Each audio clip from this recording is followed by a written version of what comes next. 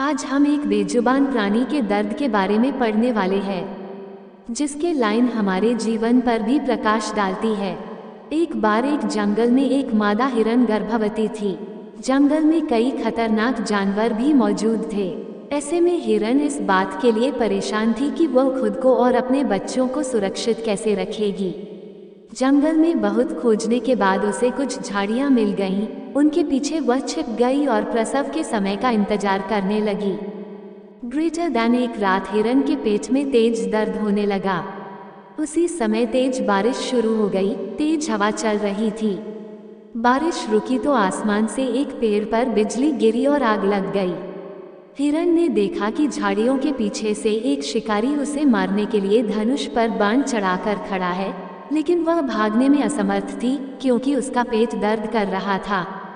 Greater than हिरन ने जैसे तैसे थोड़ा आगे बढ़ने की कोशिश की तो उसने देखा कि एक शेर उस पर हमला करने के लिए तैयार खड़ा है।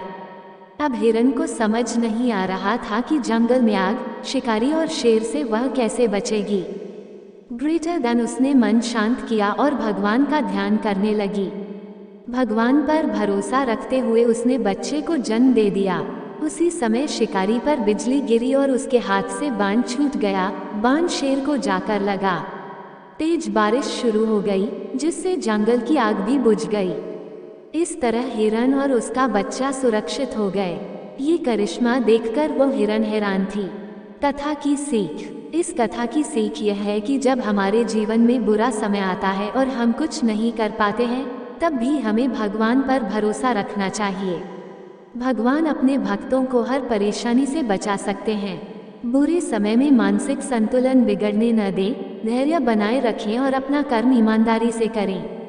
परिणाम भगवान पर छोड़ देना चाहिए। भगवान की कृपा हमेशा अच्छे परिणाम देती है। धन्यवाद।